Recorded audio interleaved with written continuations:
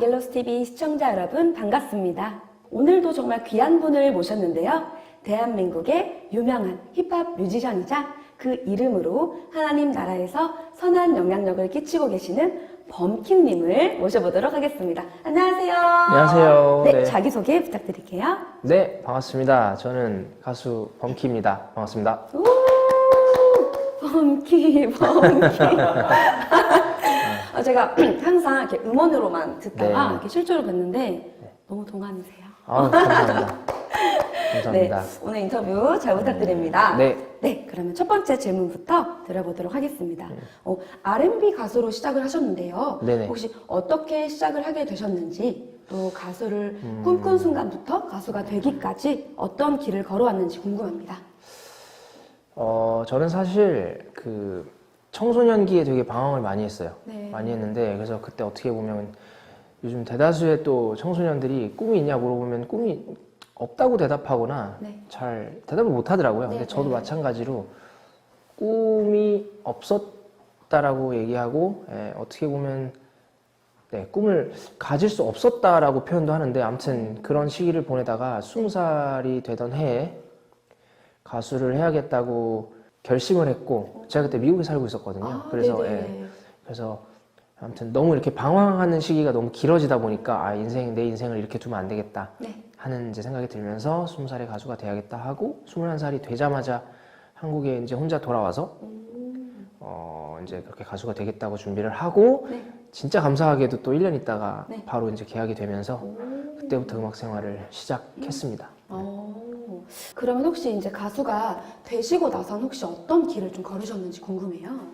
일단은 아까 전에 이제 일단 처음에 R&B 네. 가수라고 이제 표현해 주셨는데, 네네네. 일단 가수가 되겠다고 마음을 먹었을 때 그 전에는 그냥 동네에서 그냥 노래 잘하는 아이 정도에 그냥 노래방에서 그냥 노래 진짜 좀 제일 잘하는 아이 요런 느낌이었는데, 그때는 아마추어니까 사실은 뭐 모든 가수의 모창을 다 했죠. 그냥 모든 가수 그 가수가 부르는 대로 똑같이 따라 부르는 거를 이제 재밌어 했으니까 그게 또 잘하는 거고 그때는.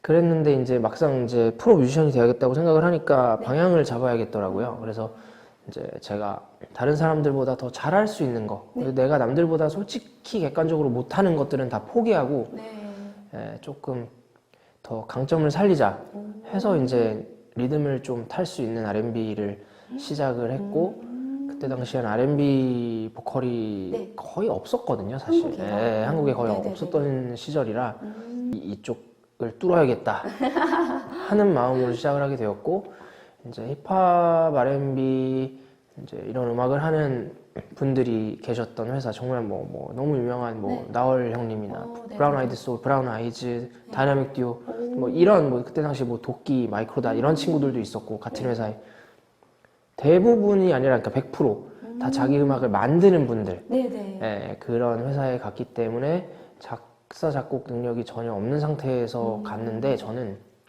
어깨너머로 보면서 음악을 만들지 않으면 안 되는구나 를 깨닫고, 조금씩 이제 혼자 독학으로 미디도 만져보면서 곡도 비트도 찍어보고 탑라인도 만들어보고 이런 시절이 이제 20대 초반이 되면서 음악 활동했고, 이제 감사하게도 제가 말씀드린 것처럼 너무 유명하신 분들이 회사에 있었다 보니까 또 좋게 봐주셔가지고 피처링도 부탁을 하셔서 이제 피처링을 시작으로 또 여러 또 가수분들이 힙합 아티스트 분들이 또 피처링 요청을 많이 해주셔가지고 그렇게 음악 활동을 계속 했던 것 같아요. 그러면서 거의 9년 정도 되는 시간을 피처링을 한 80%, 그리고 이제 제 앨범은 이제 솔로 앨범은 한 번도 없었고, 미니 앨범으로 팀으로 했던 앨범이 하나 있었어요. 그게 2010년도에 나왔던 거. 그러니까 어찌됐건 제 프로젝트는 그게 하나가 다였고, 나머지는 다 피처링이었어요. 그렇게 9년을 음악 활동을 했죠. 와, 그러면 혹시 예수님은 언제 만나셨는지 궁금해요. 예수님은 예수님은 제가 결혼하기 1년 전에 2013년도 사실 여기 브랜뉴 뮤직 브랜뉴 뮤직에 제가 2012년 말에 들어왔거든요. 네, 네, 네. 그래서 2013년도 초에 이제 앨범 준비를 했고 네. 그 시기에 제가 이제 지금 결혼한 와이프를 만나면서 여자친구였죠. 여자친구 따라서 교회를 다니기 시작했어요. 네네. 그래서 결혼하기 전에 1년 정도를 교회에 다녔고 네. 그때는 사실 신앙이 있다고 표현하기는 좀 어렵고 네네. 그 이후에 이제 여러 가지 또 저 인생을 바로 잡는 사건들을 지나면서 그때 좀 제대로 신앙을 가지게 된 것 같아요. 그러니까 지금 한 8년 지났다고 말씀드렸는데 아까 이제 한 9년 정도 되는 것 같아요. 그러면 이제 그때부터 지금까지 쭉 신앙생활을 좀 이어오신 거죠? 그렇죠. 네. 그러면 아내분을 통해서 이제 그렇죠. 어떻게 보면 그런 길이 또 네. 저희 회사 분들도 사실 대표님도 네. 그렇고 크리스찬이세요? 라이머 대표님도 네 크리스찬이시고 저희 대표님 아버님이 또 여기 전무님으로 계시는데 네네. 다 크리스찬이셔가지고 엄청 또 좋은 영향을 많이 주셨죠 저한테. 저희 가족분들 포함 또 동료분들도. 네. 여러분 브랜뉴 뮤직은 크리스찬 기업입니다. 뭐 그렇죠. 다 그런 건 아니지만 네. 그래도 네. 대표님이 또 교회 다니시고 또 기도하시고 아티스트 분들 또. 중에도 네. 몇 분 계시고 그렇습니다. 네, 역시 좋은 회사 같습니다. 네, 그럼 두 번째 질문인데요. 이렇게 유튜브에 범키님 검색하니까 이렇게 찬양 영상이 좀 많이 나오더라고요. 네네. 그 영상 중에 이제 내 모습 이대로 또 하나님은 너를 지키시는 자 이 두 곡을 감동적으로 들었는데요. 이 곡을 부르게 된 계기가 있으실까요? 내 모습 이대로 같은 경우는 그냥 사실 찬양곡인데도 불구하고 그냥 일반 비신앙인들도 부담 없이 좀 들으실 수 있고 또 저는 노랫말이 되게 좋다고 생각을 했고 저도 그 노래 들으면서 또 은혜 받은 게 있었던 곡이라서 그렇고요. 하나님은 너를 지키시는 자는 사실 제가 뭐 찬양곡 하나도 모르던 시절 제가 20대 초반 아까 말씀드린 그 브라운 아이드 소울 형님들이 부르는 축가로 제가 처음 들었어요. 네, 그때 저희 그 회사 대표님 결혼식 때 부하솔 형님들이 이제 축가를 불렀는데 이 노래를 축가로 불렀거든요. 네 분이 같이 합창을 딱 해주셨는데 그냥 그래서 알고 있었어요.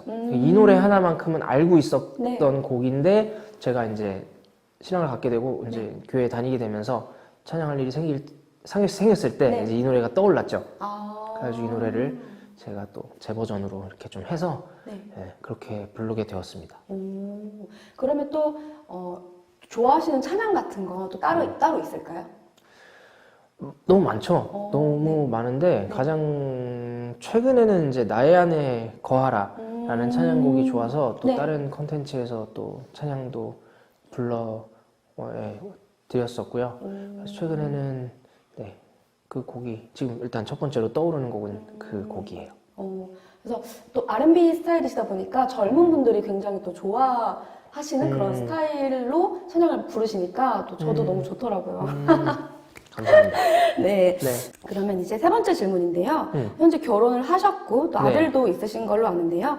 어떻게 또 이렇게 신앙 안에서 연애를 하셨고 결혼을 하게 되셨는지 좀 궁금합니다. 정말 뭐 지나고 보면 다 하나님의 계획 안에 있었구나. 제가 와이프 사실은 여자친구 이제 제가 30살에 만났는데, 그러니까 그때 이제 결혼을 전제로 다시 만난 거예요, 사실은. 원래 20대 초반에 다 같은 음악하는 동료들, 같은 무리에서 음악하는 동료였거든요. 그래가지고, 한 23살 때 만나서 연애하다가 짧게 연애하고 헤어지고 6년 헤어졌다가 다시 만나서 결혼한 케이스인데 아무튼 와이프를 통해서 뭐 신앙생활도 하게 되었고 그랬다고 말씀드렸잖아요. 그래서 어떻게 보면 그 신앙 생활을 굉장히 잘 하던 친구였고 또 장인 장모님이 엄청 신앙이 정말 좋으세요.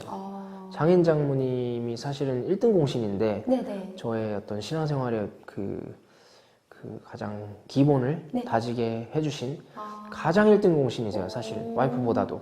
근데 어찌됐건 그런 분들이 있었기 때문에 또 신앙도 제대로 가지게 되었고 그런 올바른 신앙관을 가진 가정에서 자랐기 때문에 연애하면서도 그렇고 또 연애하고 결혼해서도 사실 저 때문에 또 같이 이제 네.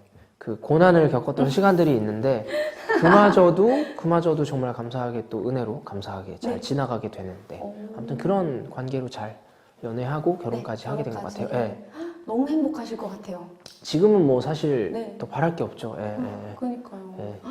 와, 그러면 이제 그 혹시 아드님 이름이 어떻게? 지안입니다. 권지안. 지안이. 네. 지안이가 어떻게 보면은 이제 믿음의 3대잖아요. 네. 그쵸. 그쵸. 혹시 지안이를 통해서 또 하나님의 사랑과 은혜를 또 경험하신 적이 있다면 혹시? 너무 많죠. 네, 결혼을 사실 그래서 다들 하셔야 되는 것 같은데 예, 아이를 낳아야 이제 부모의 마음을 알게 되고 네. 예, 하나님 마음을 알게 되는 것 네, 같아요. 네, 그래서 네. 참 저는 사실 원래 태생이 그냥 긍정적이고 낙천적인 사람이라 네, 네. 별로 그런 게 없는데 제 아내 같은 경우는 좀 고민이 많고 생각이 많고 좀 이런 편이에요. 네, 네. 걱정도 많고. 근데 이제 아이를 낳으면서 네. 이런 표현을 해요. 내가 어떤 생각을 하고 어떤 행동을 해도 하나님 날 예뻐하시겠구나. 왜냐면 우리가 우리 아이를 볼 때 네. 이 아이가 어떤 행동을 하고 어떤 잘못을 하고 어떤 실수를 해도 네. 다 용서가 돼요. 그쵸. 예, 다 용서가 네. 되고 그냥 다 예쁘게 결국은 보이고 이제 그런 걸 보면서 제 아내가 그걸 깨닫고 아, 하나님 나를 보실 때 이제 이런 마음이겠구나. 예. 걱정할 필요가 없었구나. 내가 막 아, 이거 벌 받는 거 아니야? 막 이러면 잘못되는 거 아니야? 뭐 여러 가지 이제 걱정들이 있잖아요. 근데 하나님 보시기에는 우리는 그냥 언제나 예뻐 보이고 또 사실 기독교 신앙이 그렇잖아요. 네. 우리가 뭔가 잘못하면 네. 반성하고 회개하면 또 용서받을 수 있는 네, 게 네, 네. 그런 건데 진짜 자녀를 보면서 그런 걸 느끼는 거죠. 어. 무슨 잘못을 해도 엄마 아빠 미안해 하면 끝나는 거예요. 네. 예, 거기서 뭐 더 이상 할 얘기가 없어요. 애기하고. 그러니까 진짜 아이를 낳아봐야 아. 부모님 마음, 하나님 마음 알게 된다. 예, 그런 의미에서 굉장히 꼭 자녀를 낳으시길 추천드립니다. 네.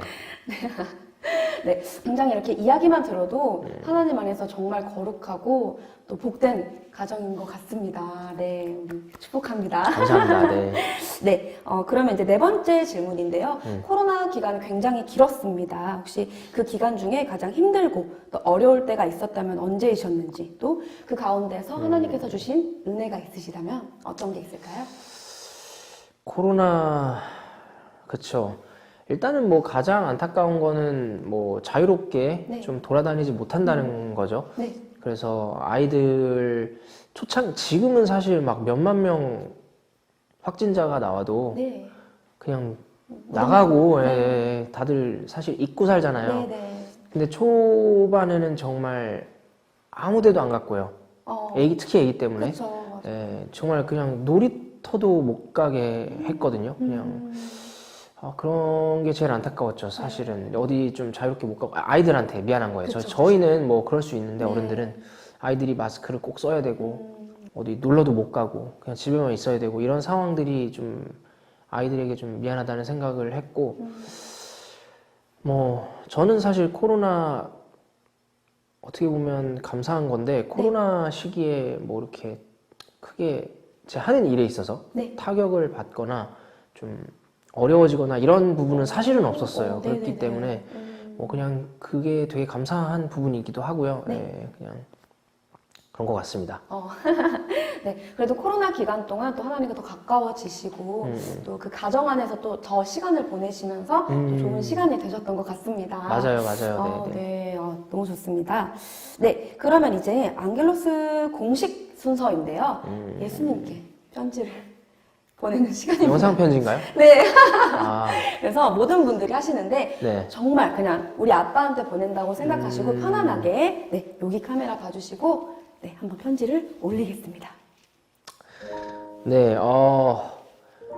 예수님 보고 계시겠죠, 그쵸? 예, 어제 사실은 저희가 그 기독교 영화제 출품했던 그 작품이 있어요. 근데 그 작품의 딱 첫 장면이 이런 거거든요. 예수님이 방 안에서 이제 사람들이 기도를 이제 영상으로 듣고 보고 하시는 거예요. 그러면서 뭐 이렇게 딱 이렇게 포도주 한 잔 마시면서 예, 우리의 기도를 다 듣고 있으면서 막 그런 장면이 있었는데 지금 그게 떠오르네요. 그래서 제가 하는 얘기를 그렇게 보실 수도 있겠다. 그래서 어찌됐건 그 참 이 부족하고 죄인인 저의 그 삶을 어떻게 이렇게 딱 바꿔주시고 더 이상 죄 속에 거하지 않게 하는 그런 지혜를 계속해서 주시고 또 그런 것에 너무 감사드리고 정말 세상이 어떻게 보면 어려운 일들도 많고 하지만 그 가운데 제가 또 할 수 있는 일들을 주셔서 감사드리고 그냥 사실 감사밖에 없네요. 너무너무 감사드리고요. 뭐 이렇게 여기 계신 분들 또 우리 제가 아는 주변에 뭐 많은 분들 가족들 다 이렇게 건강하게 잘 지낼 수 있게 해주셔서 감사드리고 또 떠나간 영혼들 안타깝게 또 생을 마감한 그런 분들 가족분들 남겨진 가족분들의 마음에 좀 위로를 좀 해주셨으면 좋겠고 위로가 될 수 있는 그런 마음을 주셨으면 좋겠고 그렇습니다. 우리가 다 이해할 수 없지만 아무튼 그 가운데 또 더 큰 뜻이 있다는 것을 믿게 해주시고 아무튼 감사드립니다. 네, 답니다.